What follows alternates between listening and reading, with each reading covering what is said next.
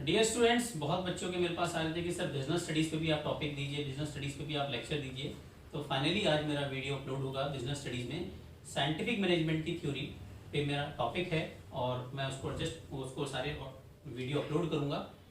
Taylor के जितने principal थे, 4 प्रिंसिपल थे, उन चारों प्रिंसिपल्स को मैं एक एक करके समझाऊंगा और एग्जाम में, बोर्ड एग्जाम में बहुत बार इनमें से क्वेश्चंस आते हैं, इनके बारे में पूछा जाता है और स्टूडेंट्स कंफ्यूज रहता है। लेकिन उसको समझने से पहले हम टेलर को जानना चाहेंगे। टेलर थे क्या, टेलर ने क्या योगदान दिए, टेलर का साइंटिफिक मैनेजमेंट का उनको जन्मदाता क्यों कहा जाता है, फादर क्यों कहा जाता है, इसके कई कारण हैं। अगर हम टेलर की थ्योरी पे क्या कहते हैं, इसके बेस पढ़े हैं तो क्या है, फ्रेडरिक विंसलो टेलर इनका पूरा नाम था। मार्च 20, 1856 में इनका जन्म हुआ। 21 मार्च 1915 में इनकी डेथ हो गई थी निमोनिया की वजह से। ये एक अमेरिकन इंजीनियर थे, मैकेनिकल इंजीनियर थे।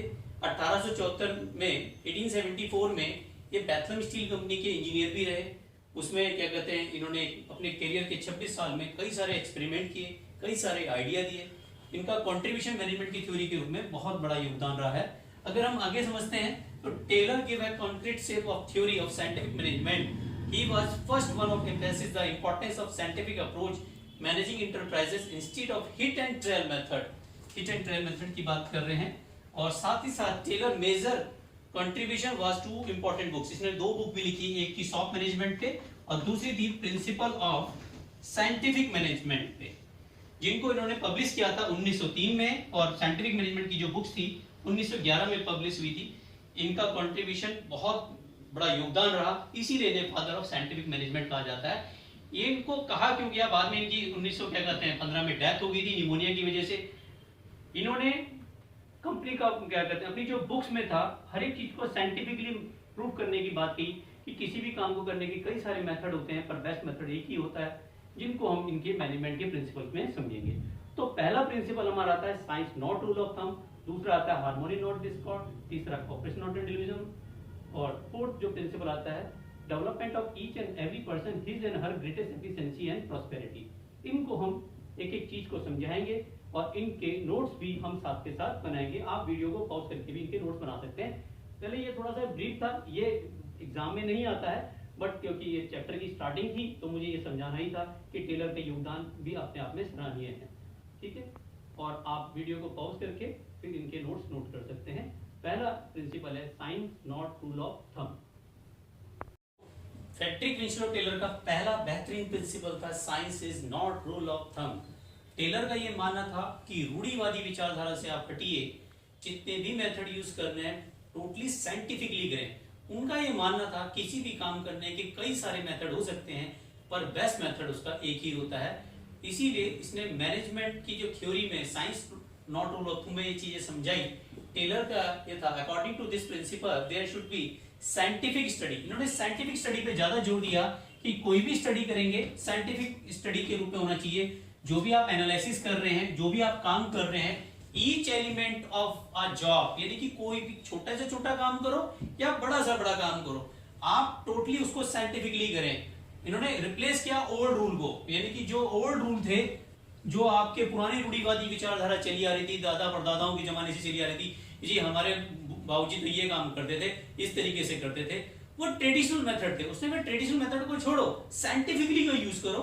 तो साइंटिफिकली उसने कहा कि टेलर का ये मानना था कि देयर वाज, देखो यहाँ एक लाइन बड़ी इंपॉर्टेंट है, आपको एग्जाम में इसमें लिखना है। Taylor believe that there was only one best method. One best method की बात कर रहा है किसी भी एफिशिएंसी को मैक्सिमाइज करने के लिए, यानी कि one best method to maximise efficiency. आप अगर आप बात समझते हैं तो टेलर का मानना था कि किसी भी काम करने के कई सारे मेथड हो सकते हैं, परंतु जो बेस्ट मेथड होगा आपकी एफिशिएंसी को बढ़ाने के लिए वो केवल एक ही मेथड होगा। This method can be developed through study and analysis. क्योंकि इसने हर एक चीज को बारीकी से अध्ययन किया, हर एक चीज की स्टडी की, तब जाके ये मेथड बनाया उन्होंने साइंटिफिक मेथड। साइंटिफिक मेथड में इन्वेस्टिगेशन था, ट्रेडिशनल मेथड को खत्म किया, उन्होंने बेस्ट प्रैक्टिस की, अच्छी तरीके से काम किया जाए, हर एक चीज का स्टैंडर्ड होना चाहिए। और टेलर का ये बिलीव था साइंटिफिक मेथड को आप रिप्लेस करो, और साइंटिफिक मेथड जो आपने science not rule of thumb है, जो आपकी पुरानी रूढ़िवादी विचारधारा है, उन्हें खत्म करके आप टोटली साइंटिफिक मेथड से यूज करें। इन्होंने क्या कहते हैं पिग आयरन का भी एक बड़ा एग्जांपल दिया था, ब्रिक मेकिंग भी इन्होंने क्या कहते हैं नई नई टेक्निक यूज करके कंपनी के प्रॉफिट मार्जिन 3 गुना से ज्यादा बढ़ा दिए। एक कंपनी जो घाटे में चल रही थी उनके प्रॉफिट अपनी साइंटिफिक मेथड से इन्होंने 3 गुना बढ़ा दिए थे। अब मैं इसके बाद पढ़ाऊंगा आपको हार्मनी नॉट डिस्कॉर्ड। तो बेटा अभी तक मैंने आपको जो पहले पढ़ाया था science not rule of thumb पढ़ाया था, अब मैं आपको दूसरा पढ़ा रहा हूँ हार्मनी नॉट डिस्कॉर्ड, आपसी सहयोग ना कि टकराव। इसका मतलब टेलर का ये मानना था कि मैनेजमेंट और वर्कर दोनों को आपस में लड़ना नहीं चाहिए। लड़ना का सेंस का मतलब समझो कि वर्कर की लड़ाई किस चीज को होती है, वेतन को लेके तो होती है, सैलरी को लेके तो होती है। अगर कंपनी प्रॉफिट कमा रही है और उसका हिस्सा मैनेजमेंट वर्कर को नहीं दे रहा है तो डेफिनेटली लड़ाई होगी। तो इसमें बात जो कही थी कि harmony not discord, this principle of Taylor, those who work together in an organisation must work harmony, मतलब मैनेजमेंट और वर्कर के बीच में हार्मोनी होनी चाहिए with mutual give and take the proper understanding. Taylor suggested that there should be complete harmony. Taylor ने जो suggestion दिया था कंप्लीट हार्मोनी का दिया था कि आपस में कोई भी लड़ाई नहीं होनी चाहिए किसी के बीच में भी। प्रॉपर अंडरस्टैंडिंग होनी चाहिए बिटवीन किसके, management and worker. They should be work together for organizational goal. दोनों अगर मिलकर काम करेंगे तो ऑर्गेनाइजेशन के गोल्स को हम अचीव कर सकते हैं। वो ट्रेड यूनियन के सख्त खिलाफ था, उसने कहा था अगर वर्कर को कोई प्रॉब्लम है तो डायरेक्ट मैनेजमेंट के पास जाए, मैनेजमेंट से अगर कोई समस्या आ रही है उसको तो वो अपनी बात सीधा रख सकता है। वो यूनियन बाजी के खिलाफ था, ट्रेड यूनियन के खिलाफ था सर। उसके लिए उन्होंने मेंटल रिवॉल्यूशन निकाला। मेंटल रिवॉल्यूशन में टेलर का ये मानना था which means the management and worker should change their thinking mindset, अपनी थिंकिंग को चेंज करे, माइंडसेट करे।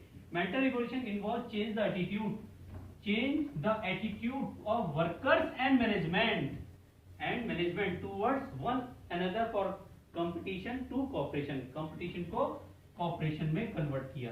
Both should be realised each one is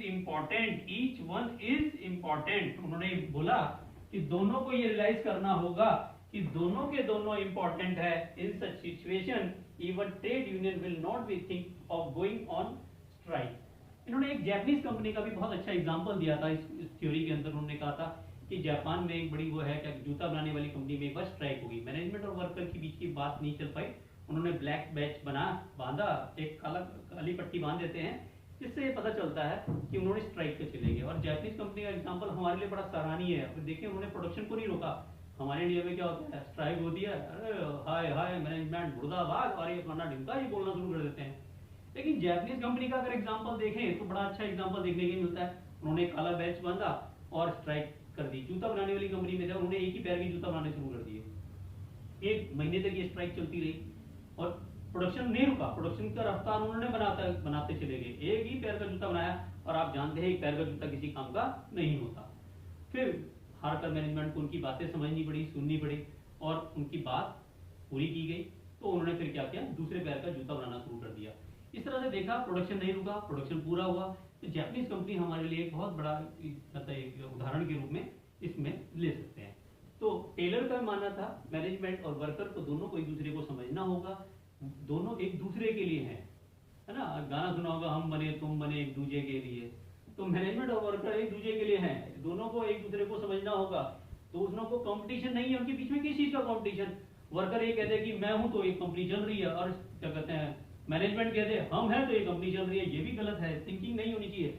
दोनों को रियलाइज करना होगा ईच वन इज इंपॉर्टेंट। दोनों एक फैमिली का पार्ट है, दोनों एक कंपनी का हिस्सा है और दोनों एक ही काम के लिए आए हैं। In such a situation even trade union think not thinking going on strike. Strike पे नहीं जाना है और यही बात रखना है मेंटल रिवॉल्यूशन में, which means management and worker should be change their thinking. उनको अपनी थिंकिंग को चेंज करना होगा, माइंडसेट को चेंज करना होगा। ये उन्होंने अपने मेंटल रिवॉल्यूशन में कहा था। इसके बाद मैं आपको तीसरा प्रिंसिपल दिखाऊंगा। आप इसको वीडियो को पॉज करके बेटा इसको नोट कर सकते हैं। ये भी आपके एक नोट्स के रूप में भी आपके लिए बहुत इंपॉर्टेंट है और आपको लिखना आता है। ध्यान रखें जब भी हार्मनी नॉट डिस्कॉर्ड आएगा तो आपको ये टेलर का मेंटल रिवॉल्यूशन भी इसमें एक्सप्लेन करना होगा। विदाउट इसके एक्सप्लेनेशन के नंबर नहीं मिलेंगे आपको। तो बेटा आप इसको नोट कर लिए, वीडियो पॉज करें।